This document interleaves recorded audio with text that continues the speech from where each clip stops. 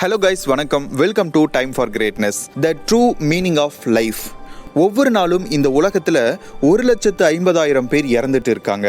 அதில் ஒரு மணி நேரத்துக்கு 6,000 பேரும், ஒவ்வொரு நிமிஷமும் 100 பேரும், ஒவ்வொரு செகண்டும் 2 பேருன்ற வீதத்தில் இறந்துட்டு இருக்காங்க. அதாவது என்ன அர்த்தம் அப்படின்னா, நீங்கள் இந்த வீடியோவை பார்க்க ஆரம்பிச்சதுல இருந்து இதுவரை இந்நேரம் 20 பேர் இறந்துருப்பாங்க. அதில் கொஞ்சம் பேர் காரில் அடிபட்டு இறந்துருப்பாங்க, சில பேர் ஹார்ட் அட்டாக் வந்து இறந்துருப்பாங்க, சில பேர் மலை உச்சியிலிருந்து கீழே விழுந்து இறந்துருப்பாங்க, மீதம் பேர் ஏதாவது ஒரு நேச்சுரல் காசஸ்னால இறந்திருப்பாங்க. இறப்பு அப்படின்றது இந்த உலகத்துல இருக்க எல்லாருக்கும் ஒத்து போறக்கூடிய ஒரு காமனான விஷயமா இருக்கு.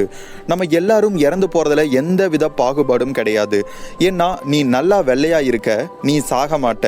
உனக்கு அரசியல் ரொம்ப பெரிய செல்வாக்கு இருக்கிறதுனால நீ சாக மாட்ட. இல்ல நீ ரொம்ப பெரிய இடத்துல இருந்து பிறந்திருக்க, நீ இறக்க மாட்ட அப்படின்னு எல்லாம் டெத்து சொல்லவே சொல்லாது.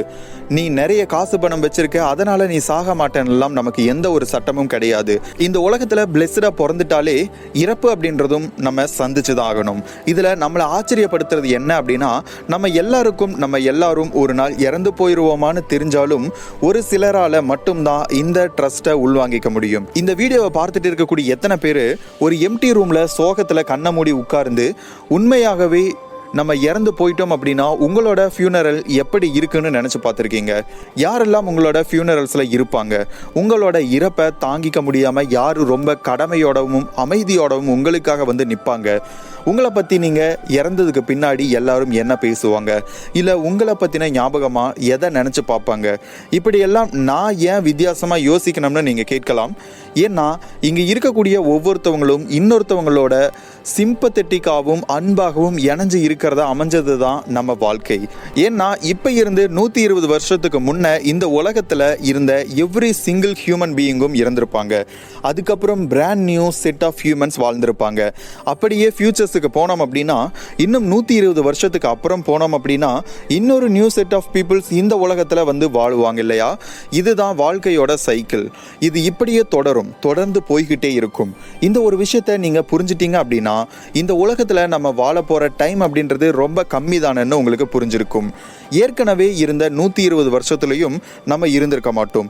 இனி வரப்போகிற 120 வருஷமும் நம்ம இருக்க போகிறதில்ல. இன்னொரு வகையில் இந்த ஜேர்னியில் நம்ம எல்லாரும் ஒன்றா இருக்கிறோம் அப்படின்றது உங்களுக்கு புரிஞ்சிருக்கும். இப்படி வாழ்க்கைன்றது ஒரு சைக்கிளாக போய்கிட்டு இருக்க, இங்கே ஏன் ஒருத்தர் இன்னொருத்தர் மேலே கோவப்பட்டுட்டு இருக்காங்க? ஏன் பீப்புள் எல்லாரும் ஒருத்தரோட இன்னொருத்தர் ஆர்கியூ பண்ணிக்கிட்டே இருக்காங்க? ஏன் ஒருத்தர் இன்னொருத்தவங்களை அடித்து மிதித்து ஃபிசிக்கலி ஹார்ம் பண்ணுறாங்க அப்படின்னு எல்லாம் கேள்வி வரும் இல்லையா? ஏன் பல பேரண்ட்ஸ் எப்போ பார்த்தாலும் அவங்களோட கிட்ஸ் அண்ட் சில்ட்ரன்ஸை திட்டிக்கிட்டே இருக்காங்க? இன்னும் போனால் சில நேரம் ஏன் அடிக்கிறாங்க? ஏன் ரொம்ப அன்பாக லவ் பண்ணுற 2 பேர் அவங்களுக்குள்ள ஓயாமல் சண்டை போட்டுக்கிட்டே இருக்காங்க? ஏன் ஒன்றா கூட பிறந்த அண்ணன் தம்பி 2 பேரும் ஒரு சின்ன டிஸ்அக்ரிமெண்ட்னால வருஷ கணக்கில் பேசாமல் இருக்காங்க? ஏன் பெஸ்ட் ஃப்ரெண்டாக இருக்கிறவங்க ஒருத்தரை பற்றி இன்னொருத்தர் ரொம்ப மோசமாக அவங்க பின்னாடி பேசிக்கிட்டு இருக்காங்க? ஏன் இந்த மாதிரியெல்லாம் எல்லா ஹியூமன் பீயிங்ஸும் நடந்துக்கிறாங்க? அப்படின்ற பல கேள்விகளுக்கு நமக்கு விடையே தெரியாது.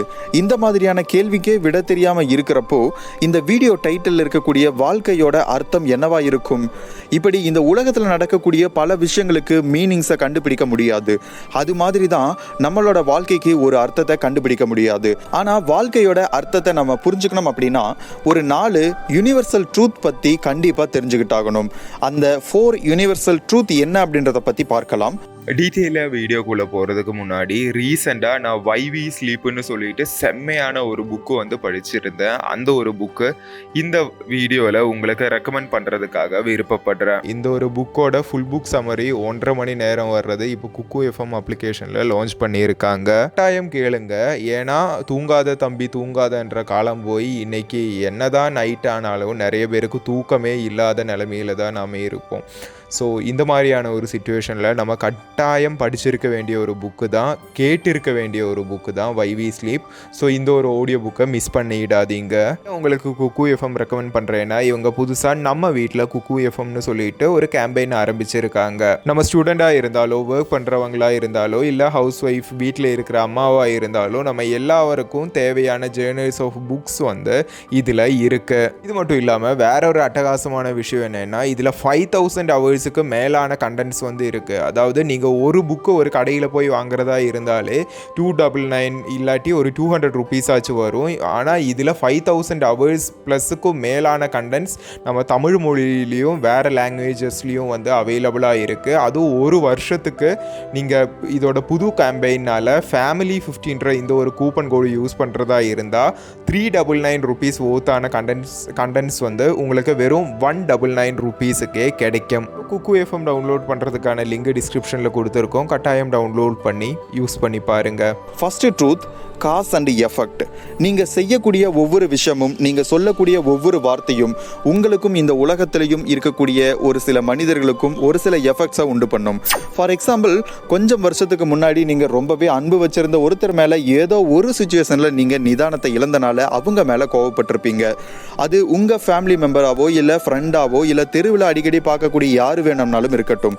அந்த நாளில் நீங்கள் உங்களோட நிதானத்தை இழந்தனால அவரோட அந்த நாளில் அந்த இன்சிடென்ட்டோட எஃபெக்ட் தான் இருந்துகிட்டே இருக்கு. இது ரொம்ப பெரிய எஃபெக்டை ஏற்படுத்தலனாலும் இது மைல்டு அண்ட் ஸ்மால் எஃபெக்டா இருந்துகிட்டே இருக்கும். அவங்களுக்கு வெளியே காமிக்க தெரியல அப்படின்னாலும் அவங்களோட சப்கான்சியஸ்ல அந்த எஃபெக்ட் தொடர்ந்து நீடிச்சுக்கிட்டே இருக்கும். எப்படியா இருந்தாலும் சரி, அந்த எஃபெக்ட் அப்படியே இருந்துகிட்டு தான் இருக்கும். அதை மாற்றணும்னு நினைச்சாலும் உங்களால் ஒன்றும் பண்ண முடியாது. உங்களால் ஒன்று பண்ண முடியாதுன்னு கேட்கறதே பல பேருக்கு இங்கே வெறுப்பாக இருக்கும். இந்த எஃபெக்ட்ஸை அவாய்டு பண்ணணும் அப்படின்னா ஒவ்வொரு நாளோட பொறுப்பும் நம்ம கையில் இருக்கிறதா நினைச்சாகணும். அப்போது ஒவ்வொரு நாளும் நான் என்ன பண்ணுறேன் அப்படின்றதுல பொறுப்பாக இருக்கணும்னு நினைக்கிறதுனால தான் இந்த காஸ் அண்ட் எஃபெக்ட்ஸை வெறுக்கிறாங்க. இதில் இருந்து என்ன தெரிய வருது அப்படின்னா, ஏற்கனவே நடந்த ஒரு விஷயத்தை நினச்சி நீங்கள் எப்பயுமே போஸ்ட்லேயே இருக்கணும். உங்களை நீங்களே எப்பயுமே குற்ற உணர்ச்சியோட பார்க்கணும் அப்படின்னு சொல்ல வரல. இதுக்கு அர்த்தம் என்னன்னா, நீங்கள் பாஸ்ட்டை கடந்து முன்னாடி போய்கிட்டே இருக்கணும். நீங்கள் சொல்லக்கூடிய ஒவ்வொரு விஷயத்திலையும் கான்சியஸாக இருக்கணும். அதே மாதிரி நீங்கள் இந்த உலகத்துக்கு செய்யக்கூடிய ஒவ்வொரு விஷயத்திலையும் கான்சியஸாக இருந்தாகணும். அப்படி நினச்சிட்டிங்க அப்படின்னா, ஆமாம் நான் அவங்கக்கிட்ட கோபமாக நடந்துட்டேன்னு உங்களுக்கு ஃபீல் ஆச்சு அப்படின்னா கண்டிப்பாக நீங்கள் அவங்கக்கிட்ட அப்பாலஜிஸ் வாங்கியே ஆகணும். ஏன்னா it is never ever too late to say I am sorry. மன்னிப்பு கேட்கறதுக்கு எப்பயுமே லேட் பண்ணவே கூடாது. Second truth, law of impermanence. இதுக்கு அர்த்தம் என்னன்னா, இந்த உலகத்தில் இருக்கக்கூடிய எல்லாமே டெம்பரரி. நம்மளோட மைண்ட், பாடி, ரிலேஷன்ஷிப்ஸ், ஈவன் நம்ம பிரெயினும் கூட அப்படின்னே சொல்லலாம். இன்னும் சொல்ல போனால் நீங்கள் இப்போ பார்த்துட்டு இருக்கக்கூடிய இந்த வீடியோ கூட டெம்பரரி தான். சன் எக்ஸ்ப்ளோடு மட்டும் நடந்துச்சு அப்படின்னா இந்த வீடியோவில் இருந்து இந்த உலகத்தில் இருக்கக்கூடிய எவ்ரி சிங்கிள் திங்ஸ் எல்லாமே நொடி பொழுதில் அழிஞ்சு போயிடும். ஃபன்னியாக சொல்ல போனால் இது கூட ஒரு விதத்தில் நல்ல விஷயம்தான். ஏன்னா இதனால் நீங்கள் எப்பயுமே பேடாக ஆர் சேடாக ஃபீல் பண்ண வேண்டிய அவசியமே கிடையாது.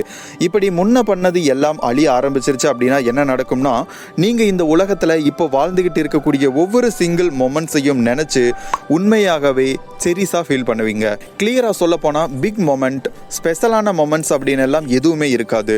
நீங்கள் கண்ணில் தண்ணி வர்ற வரைக்கும் சிரிச்ச மொமெண்ட்டாக இருக்கலாம், இல்லை தனியாக உட்கார்ந்து சன்செட்டை ரசிக்கக்கூடிய மொமெண்ட்டாக இருக்கலாம். அது எந்த மொமெண்ட்டாக இருந்தாலுமே அது இப்போ உங்கள் கூட இருக்கக்கூடிய ப்ரெசன்ட் மொமெண்ட் அப்படின்னு புரிய வரும். அடுத்து third truth, the law of suffering and attachments. நீங்கள் ஏதோ ஒரு விஷயத்துலையோ இல்லை ஒருத்தர் மேலேயோ அட்டாச்சு ஆகிட்டீங்க அப்படின்னாலே நீங்கள் சந்தோஷமாக இல்லாமல் போகிறதுக்கான ஒரு கான்ட்ராக்ட் போட்ட மாதிரி தான். ஏன்னா நம்ம போன பாயிண்டில் பார்த்த மாதிரி தான் இந்த உலகத்தில் எதுவுமே பெர்மனன்ட் கிடையாது, எல்லாமே டெம்பரரி தான். நீங்கள் கண்டிப்பாக உங்களுக்கு பிடிச்ச ஒருத்தரை இழக்க வேண்டிய வரலாம் இல்லையா? இல்லை உங்களுக்கு ரொம்ப பிடிச்ச வாட்சையோ இல்லை காரையோ நீங்கள் லாஸ் பண்ணலாம். ஆர் உங்களோட ஃபேமிலி மெம்பர்ஸ் யாரையாவது இழக்கலாம்.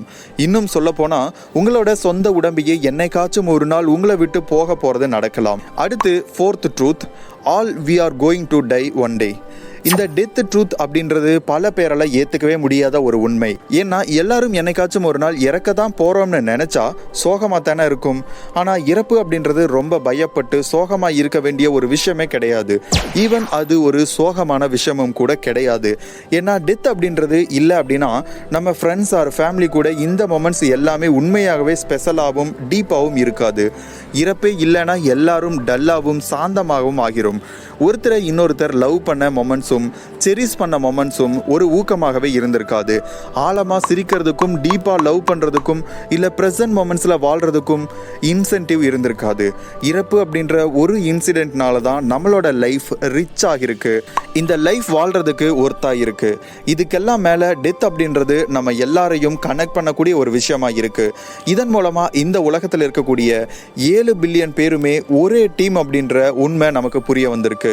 ஏன்னா இது நம்மளோட நேரம், நம்ம எல்லாருமே சேர்ந்து ஃபுல்லஸ்டாக வாழ்கிறதுக்கான நம்மளோட நேரம் இதுதான். ஸோ அடுத்த தடவை உங்களுக்கு ரொம்ப பிடிச்ச ஒருத்தரை திட்டுறதுக்கான சுச்சுவேஷன் ஏற்படுறப்பையோ இல்லை உங்களை டிராஃபிக்கில் நிற்க வச்ச ஒருத்தரை திட்ட போகும்போதோ இல்லை ஒருத்தரை பழி வாங்கியே தீரணும்னு நினைக்கும் போதோ உங்களோட டீம்மேட் ஒருத்தரை தெரிஞ்சே ஹர்ட் பண்ணுறதுக்கு சூஸ் பண்ணுறீங்க அப்படின்றத ஞாபகம் வச்சுக்கோங்க. ஒவ்வொரு மொமெண்ட்ஸையுமே கவுண்ட் பண்ணி வாழுங்க, டீப்பாக லவ் பண்ணுங்க, ஆழமாக சிரிங்க.